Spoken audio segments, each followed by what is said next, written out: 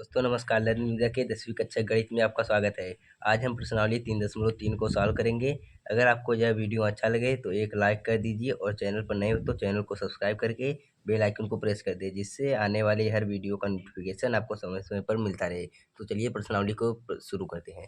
तो इसमें पहला क्वेश्चन है, निम्न समीकरण के युग्म को विलोपन विधि और प्रतिस्थापन विधि से हल करना है। यानी कि आपको जो प्रतिस्थापन विधि आप पहले पढ़ चुके हैं 3.2 में, और विलोपन विधि को हम अपना आगे इस प्रश्नावली में पढ़ेंगे। और इसमें हमें देखना भी है कि कौन सी विधि ज़्यादा सरल है, तो वो आपको बताना है। तो चलिए प्रश्नावली को शुरू करते हैं। और पहला क्वेश्चन है आपका x + y = 5 और 2x - 3y = 4। पहला x + y = 5, 2x - 3y = 4। ये आपका दो समीकरण हो गया। इसमें मान लीजिए मैं पहले प्रतिस्थापन विधि से हल करता हूँ। जैसे पहले आप 3.2 में सॉल्व कर चुके हैं, तो प्रतिस्थापन विधि से, तो इसमें प्रतिस्थापन विधि में क्या होता है कि पहले समीकरण या दूसरे समीकरण को x के बराबर करना होता है। तो x + y = 5 है, तो x = क्या हो जाएगा, 5 - y। ये समीकरण 3 बना देंगे। तो समीकरण सॉल्व करने पर समीकरण 3 से x का मान समीकरण 2 में रखने पर, तो समीकरण 2 में रख देंगे। और यहाँ पर समीकरण 2 है 2x - 3y = 4 है, और x की जगह हमें क्या लिखना है, 5 - y। तो 2 5 - y - 3y = 4। 2 × 5 = 10 - 2y - 3y = 4। तो -5y, वही सॉल्व करते रहेंगे। 4 - 10, तो y = -6 और बटे 5। ये आपका y बराबर आंसर आ जाएगा, y का मान। उसके बाद फिर x का मान निकालेंगे। x का मान निकालने के लिए मान लीजिए समीकरण 3 में y का मान रखने पर, तो x बराबर क्या है, 5 - y। तो y की जगह -6/5, -6/5। यहाँ पर 5 और प्लस 6/5, 5 × 5 = 25, 6 31/5। ये आपका x बराबर आ जाएगा। यानी कि x बराबर 31/5 और y बराबर -6/5। ये आपका प्रतिस्थापन विधि से हो गया हल। अब हम चलते हैं, देखते हैं विलोपन विधि से कैसे सॉल्व किया जाता है। और 3.23 में आपको विलोपन विधि से सॉल्व ज़्यादा करना है। तो समीकरण क्या था, x + y = 5 और 2x - 3y = 4।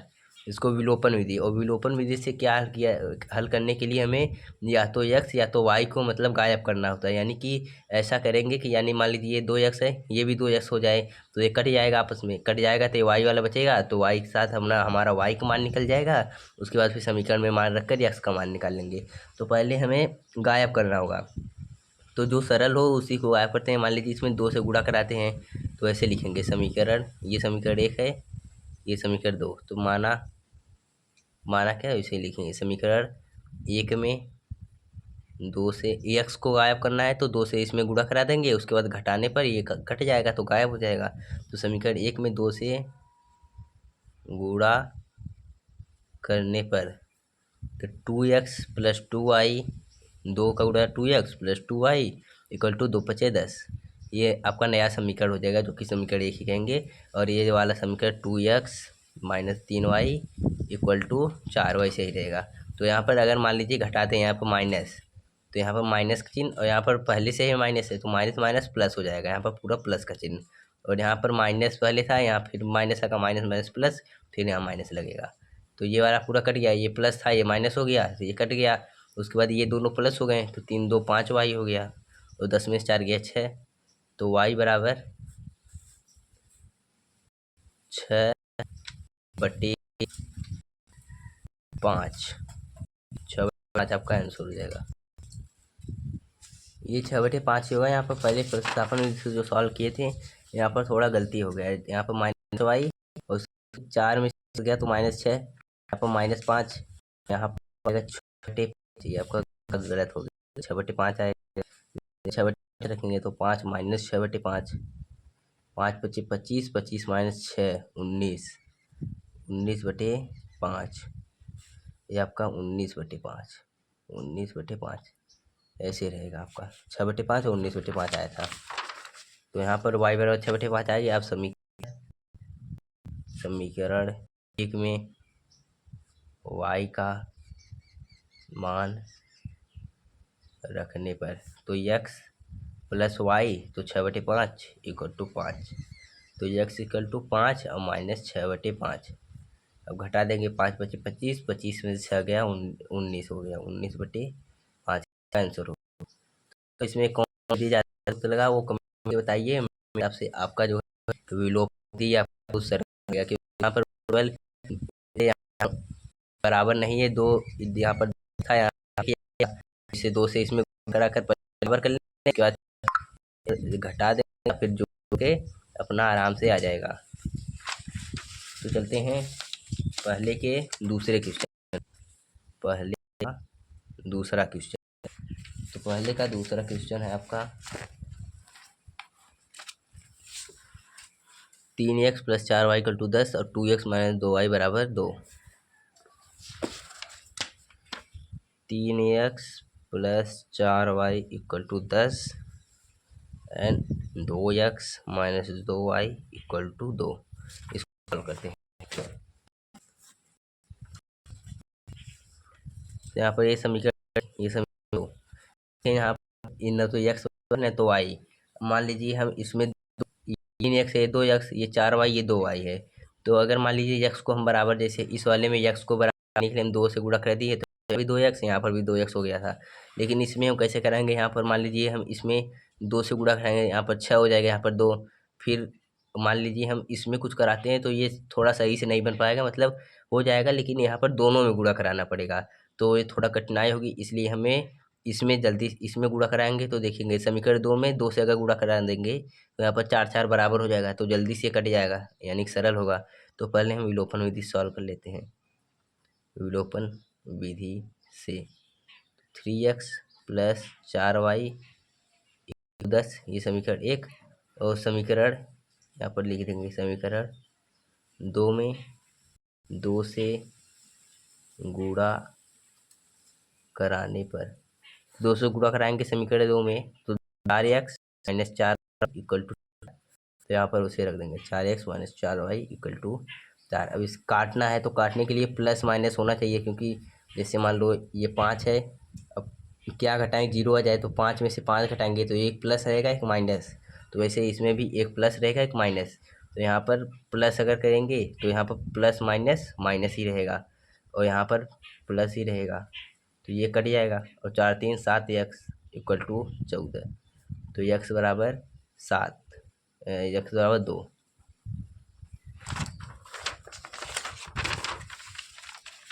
समीकरण एक या 2, मान लीजिए 2 में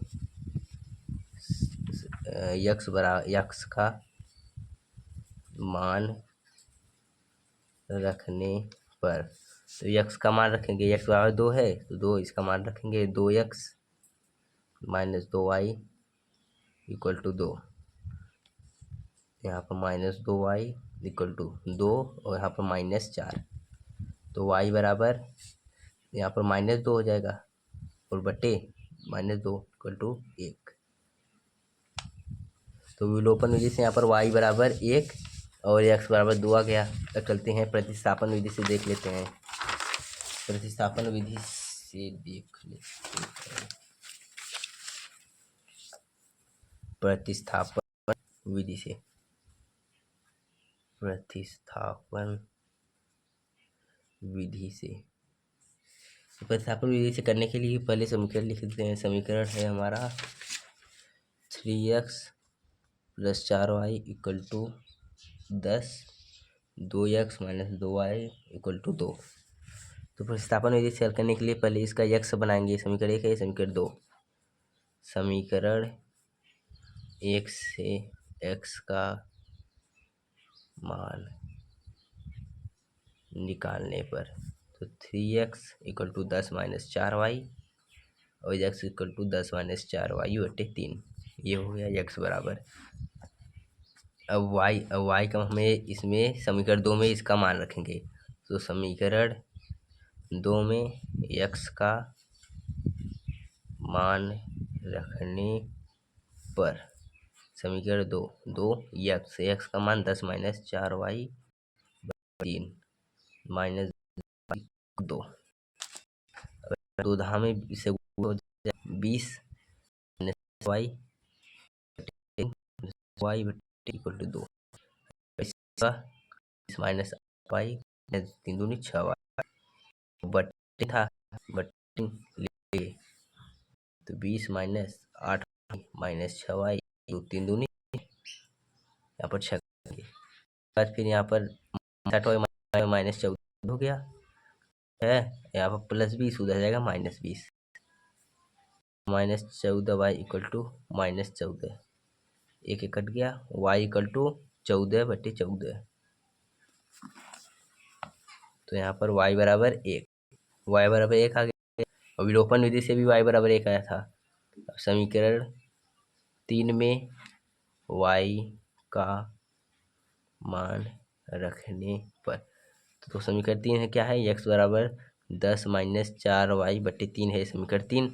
इसी में y बराबर 1 रख देंगे तो x बराबर 10 माइनस 4 गुणे 1 बटे 3 तो x बराबर 10 में 4 गया 6 बटे 3 इक्वल टू 2 तो x बराबर 2 x बराबर 2 y बराबर 1 इसमें आया था और x बराबर 2 और x बराबर 2 y बराबर 1 विलोपन विधि से भी आया।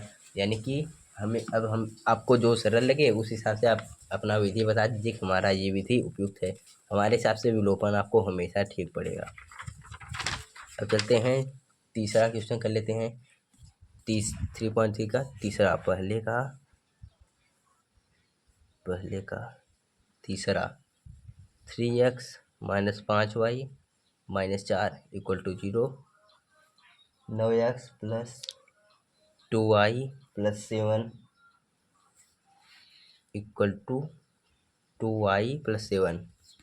तो इसको सॉल्व करेंगे। इसको पहले हम सही से लिख देंगे मतलब इसको लिखेंगे 3x minus 5y equal to 4 और इसको लिखेंगे 9x minus 2y equal to 7।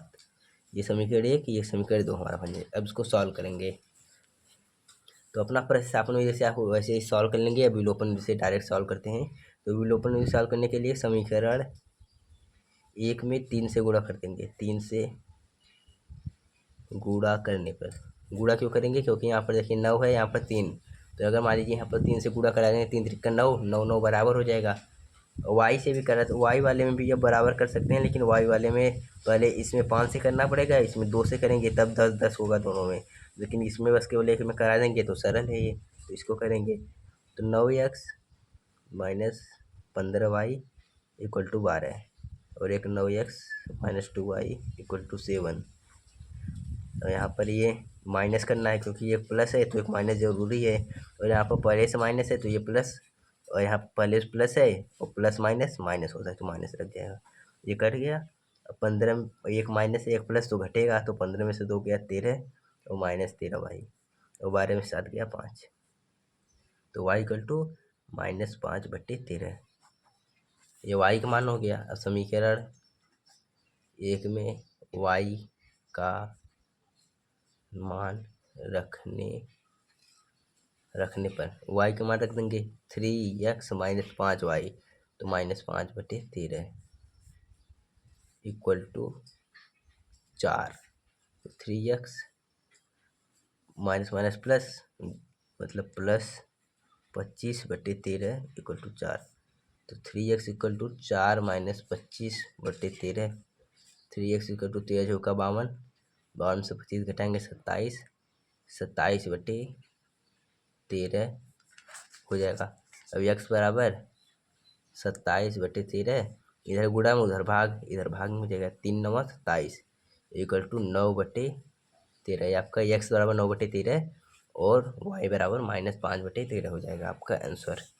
और आप प्रतिस्थापन विधि से हल करेंगे तो भी यही आंसर। अब चलते हैं पहले के चौथे पर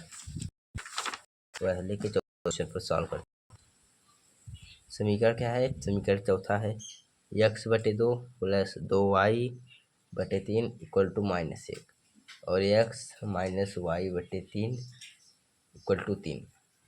पहले इसको भिन्नों को जो है हटाएंगे, भिन्न में रहेगा तो प्रॉब्लम करेगा, इसको पहले भिन्न भिन्न से साधारण में बदलेंगे।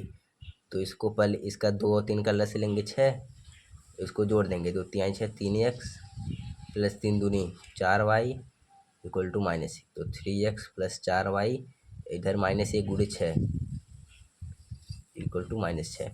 ये आपका पहला समीकरण बन गया। वैसे दूसरा बना लेंगे, दूसरा हो जाएगा 3x माइनस वाई बटे 3 इक्वल टू 3। तो 3x minus y equal to 9। ये समीकरण 2 हो गया। तो समीकरण 1 क्या है, 3x plus 4y equal to 6 और 3x minus y equal to, पर देखिए 3x बराबर है तो एक प्लस ये भी माइनस आना चाहिए, तो यहाँ पर माइनस लगा देंगे, यहाँ हो जाएगा, यहाँ पे माइनस गया और 4y 1y 5y हो गया और -9 -6 -15। तो y बराबर क्या हो गया, -15 इक्वल टू 3। तो बराबर माइनस वाई बराबर माइनस। अब समीकरण 1 में मान लीजिए 2 में, समीकरण 2 में y का मान रखने पर, समीकरण 2 में y का मान रख देंगे, 3x minus y -3 equal to 9। तो 3x plus 3 equal to 9, 3x equal to 9 minus 3 यानी 6 और x बराबर 2। ये आपका आंसर ये हो गया और एक आपका ये आंसर हो गया, यानी कि y बराबर -3 और x बराबर 2। अब चलते हैं दूसरे क्वेश्चन पर, 3.3 के दूसरे क्वेश्चन पर। तो दूसरा क्वेश्चन है, यदि यहाँ पर आपको विलोपन विधि शेयर करना है, मतलब जैसे ये 3.2 आप सॉल्व किए होंगे तो ये वाला भिन्न अंश हर वाला था, तो इसमें हमें किस विधि से करना था, प्रतिस्थापन विधि से। सेम टू सेम वही क्वेश्चन है, बस आपका मेथड बदल गया है। तो पहला क्वेश्चन है, यदि हम अंश में 1 जोड़ दे तथा हर में से 1 घटा दे तो भिन्न 1 में बदल जाती है, और यदि हर में 1 जोड़ दे तो वह 1/2 हो जाती है। वह भिन्न क्या है, तो आपको 3.2 की तरह करना है, बस इसको विलोपन विधि की सहायता से करना है। तो पहले समीकरण बनाएंगे, तो माना भिन्न x/y है। अब प्रश्नार्थ हम प्रथम शर्त से हमारा क्या है, अंश में 1 जोड़ दे और हर में से 1 घटा दे। तो अंश में 1 जोड़ देते हैं और हर में से 1 घटा देते हैं, तो भिन्न क्या बन गया, भिन्न बदल जाता है 1 में, तो 1/1 में। तो यहाँ पर त्रिया गुणा x plus 1 equal to y minus 1, 1 से गुणा होगा तो वही रहेगा सेम। तो x यहाँ पर plus y minus y, -1 plus -1, तो x minus y equal to -2। ये समीकरण 1 बन गया आपका। अब समीकरण 2 आपका क्या होगा, समीकरण 2 यानी कि द्वितीय शर्त से x/y भिन्न है हमारा, और इसमें बोला है कि केवल हर में 1 जोड़ दे, तो 1/2 हो जाता है, तो केवल हर में जोड़ना है। तो 2x equal to Y plus 1, तो 2x minus y equal to 1। ये समीकरण 2 बन गया आपका। अब विलोपन विधि से सॉल्व करना है, तो समीकरण 1 है ये, समीकरण 2 है ये। तो यहाँ पर y देखो सेम लग रहा है, इसलिए हम कहीं पे गुणा भाग नहीं कराएंगे। तो सिंपल हमारा x minus y equal to -2 और 2x minus y equal to 1, बस ऐसे लिखेंगे। और यहाँ पर देखो माइनस माइनस है, तो हमें 1 का चिन्ह बदलना है, माइनस प्लस होना चाहिए। तो यहाँ पर हम क्या कर रहे हैं, ये माइनस करेंगे, तो माइनस माइनस ये प्लस हो जाएगा और ये फिर से माइनस, तो ये कट गया। और यहाँ पर घटाना है, माइनस है, तो यहाँ पर -x हो जाएगा, 2 में से 1, लेकिन हम माइनस का चिन्ह लगाए क्योंकि ये छोटा है। तो -x इक्वल टू -2 -1 -3, तो x बराबर 3। y के लिए समीकरण 1 में x का मान रखने पर, तो x minus y equal to -2 है, तो x गए 3 माइनस वाई इक्वल टू -2, तो minus y equal to -2 plus इधर है तो उधर -3, तो y इक्वल टू 5 हो जाएगा आपका। -y इक्वल टू -5, तो y इक्वल टू 5। अतः भिन्न एक्स बटे वाई इक्वल टू एक्स के यहाँ 3, वाई की जगह 5, यानी कि भिन्न हमारा 3/5 हो गया। सेम टू सेम है, वही 3.2 के क्वेश्चन के जैसा है, बस केवल हमें इसे विलोपन विधि से सॉल्व करना था। अब चलते हैं नेक्स्ट क्वेश्चन पर, जो कि दूसरे का दूसरा है, जो है 5 वर्ष पूर्व नूरी की आयु सोनू की आयु की 3 गुनी थी, और 10 वर्ष बाद नूरी की आयु सोनू की आयु की 2 गुनी हो जाएगी। नूरी और सोनू की आयु कितनी है, यानी कि माना ये भी 3.2 के जैसा है, ये सेम टू सेम। माना नूरी की आयु x वर्ष तथा सोनू की आयु y वर्ष है। तो यदि ये x है, ये y है, तो इसमें पहले बोला था क्या, 5 वर्ष पूर्व नूरी की आयु, तो 5 वर्ष पहले नूरी की आयु x-5 हो जाएगा। मान लीजिए मैं अभी 10 साल का हूँ, तो 5 वर्ष पहले मैं कितने साल का रहा हूँगा, 5 साल का, तो 10-5 ही है, तो वैसे ही x-5। और उसके बाद फिर क्या बोल रहे हैं, सोनू की आयु की 3 गुनी थी, यानी कि 5 वर्ष पूर्व सोनू की आयु कितनी रही होगी, y-5, और उसकी 3 गुनी थी, यानी कि यह छोटा है, सोनू छोटा है, सोनू छोटा है, क्योंकि ये 3 गुनी ये थी, यानी कि मान लीजिए ये 15 है, तो इसका 3 गुना इसका क्या होगा, 5, यानी कि मान लीजिए सोनू की आयु 5 है और नूरी की आयु 15 है, तो यह 3 गुनी है कि नहीं, 3 गुनी। वैसे ये भी है, इसको x-5 समीकरण सॉल्व करेंगे और समीकरण बना लेंगे। तो x-3y इक्वल टू -5, इधर से +5, तो x-3y इक्वल टू 3×5 15 यहाँ पर होगा 15, तो -15 + 5 इक्वल टू -10। ये समीकरण आपका एक बन गया। अब समीकरण 2 के लिए बोला है क्या, कि 10 वर्ष बाद यानी कि x+10, और इधर भी y+10, 2 गुनी हो जाएगी, यानी कि 2 गुनी, तो x+10 इक्वल टू 2y+20, तो x-2y equal to 20-10, x-2y equal to 10। ये समीकरण आपका 2 बन गया। तो समीकरण 1 x-3y इक्वल टू -10, समीकरण 2 x-2y इक्वल टू 10।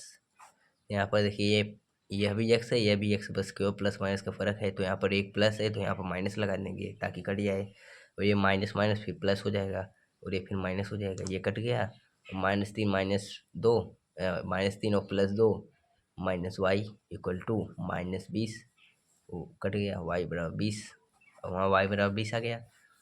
समीकरण 2 में y का मान रखने पर समीकरण 2 हमारा क्या है, x-2y इक्वल टू 10, तो x-2 y की जगह 20 इक्वल टू 10, तो x-40 इक्वल टू 10, तो x बराबर 10 + 40, x इक्वल टू 50, यानी कि नूरी की आयु जो है, नूरी की आयु x वर्ष यानी कि 50 वर्ष है, और सोनू की आयु 10 वर्ष है, यानी 20 वर्ष है, 20 वर्ष, ये आपका आंसर हो जाएगा, 50 वर्ष और 20 वर्ष। अब चलते हैं दूसरे के तीसरे क्वेश्चन पर, जो कि है 2 अंकों की संख्याओं के अंकों का योग 9 है। इस संख्या का 9 गुना संख्या के अंकों के परिवर्तन से बनी संख्या का 2 गुना है, वह संख्या ज्ञात करना है हमें। तो इसको सॉल्व कर लेते हैं। पहले बोला है 2 अंक, माना पहला अंक ऐसे लिखेंगे, 2 अंकों की संख्या है, तो माना लिखेंगे, माना इकाई का अंक, इकाई दहाई का अंक,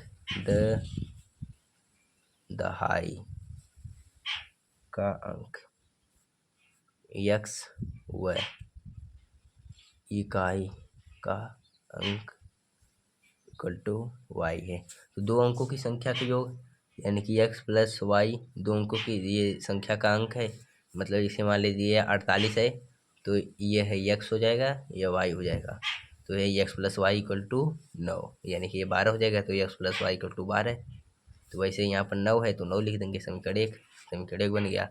और उसके बाद अब देखिए ये 48 है, 48 यानी कि 40 + 8 है, 40 + 8 यानी कि 10 × 4, और 4 हमारा क्या है, x है, तो यहाँ पर 10 x, और आर क्या है वाई, 10x प्लस, यहाँ पर देखिए थोड़ा सा कैमरा इधर से, मान लीजिए 40 इसमें यह है y होता है। तो dx हम कर दे, दो अंकों की एक संख्या है तो उनके अंकों योग 12 है, तो यानी कि x plus Y equal to 12 हो जाएगा हमारा, ठीक। यानी 4 प्लस 8 वही 12, ठीक। और उसके बाद फिर ये दहाई वाला, यानी कि 40 प्लस 8 होगा, और 40 को क्या ले सकते हैं 10 गुणे 4, और 4 क्या है हमारा x, यानी कि 10x, और यहाँ पर 8 क्या है y, तो 10x प्लस वाई। तो दो अंकों की जो संख्या होता है उसका जो है प्रतिरूपण, वो दो अंकों की संख्या equal to 10x plus Y. अब उनके उनके अंकों को पलटने से बनी संख्या।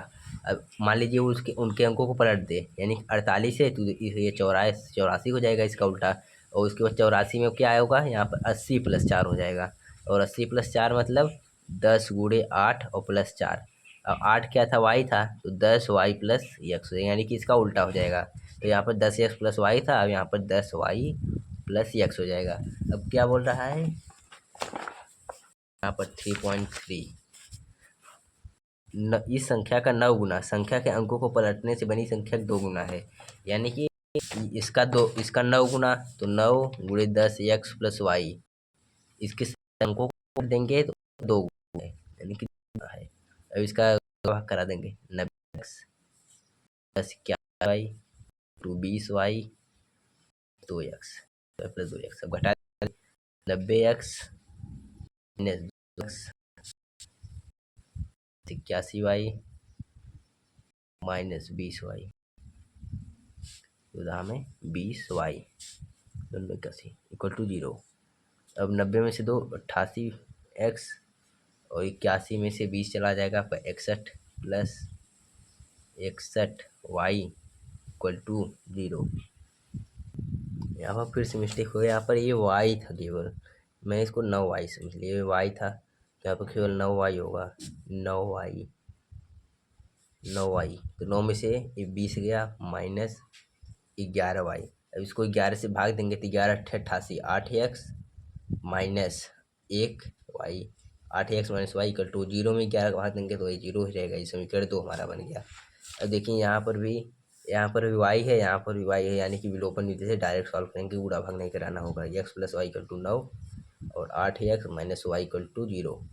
तो यहाँ पर प्लस माइनस पहले से, ये प्लस माइनस है पहले से, तो इसलिए प्लस चिन्ह हमें नहीं बदलना है, तो प्लस लेंगे, और प्लस माइनस यहाँ पर माइनस ही रहेगा, और यहाँ पर प्लस करना है, ये कट गया। 9x equal to 9, x equal to 1, x equal to आपका 1 हो जाएगा। अब समीकरण 1 में x का मान रखने पर x plus Y equal to 9 है, तो यहाँ पर x equal to 1, x equal to 1 रख देंगे, 1 plus Y equal to 9, y equal to 9 minus 1, तो वाई इक्वल टू 8। अब y इक्वल टू 8 हो गया, x इक्वल टू 1। तो हमारा अंकों की संख्या क्या था, दो अंकों की संख्या 10x प्लस वाई था, तो 10 और प्लस 8 इक्वल टू 18, तो हमारा अंक संख्या क्या हो गया, 18 हो गया। ये आपका आंसर हो गया। अब उसके बाद अब चलते हैं चौथे क्वेश्चन पर, दूसरे के चौथे क्वेश्चन पर, जो कि मीना 2000 निकालने के लिए एक बैंक गई, उसने खजांची से 90 और 100 रुपये के 50 और 100 रुपये के नोट देने के लिए कहा। मीना ने कुल 25 नोट प्राप्त किए, ज्ञात कीजिए उसने 50 रुपये और 100 नोट के कितने नोट प्राप्त किए। चलिए इसको भी सॉल्व करते हैं पहले। तो माना 50 रुपये के यक्स नोट तथा 50 रुपये के यक्स नोट तथा 100 रुपये के वाई नोट प्राप्त किए। अब मीना ने कुल कितने नोट के प्राप्त किए, 25। तो यहाँ पर प्रथम शर्त से प्रथम शर्त से 25 नोट प्राप्त किए, यानी कि x plus Y equal to 50 और 100 रुपये के थे, तो यानी कि ये दोनों अगर 50 रुपये मान लीजिए, अगर उसने 8 नोट प्राप्त किए होंगे, 20 नोट प्राप्त किए मान लीजिए, तो ये हो जाएगा इसका 1000 रुपया। और 1500 और चाहिए तो 15 नोट मान लीजिए, वो 100 रुपये प्राप्त किए होंगे, यानी कि 15 × 10 = 25, यानी कि आपका x plus Y equal to 25 हो जाएगा। 25 नोट पूरा प्राप्त किया और उसने 50 और 100 रुपये का नोट लिया था, तो 50 रुपये के ये हो गया, 100 रुपये के हो गया, तो x plus Y equal to 25। ठीक। और उसके बाद फिर क्या है, उसने खजासी से 50 और 100 रुपये का नोट मांगा था, तो द्वितीय शर्त से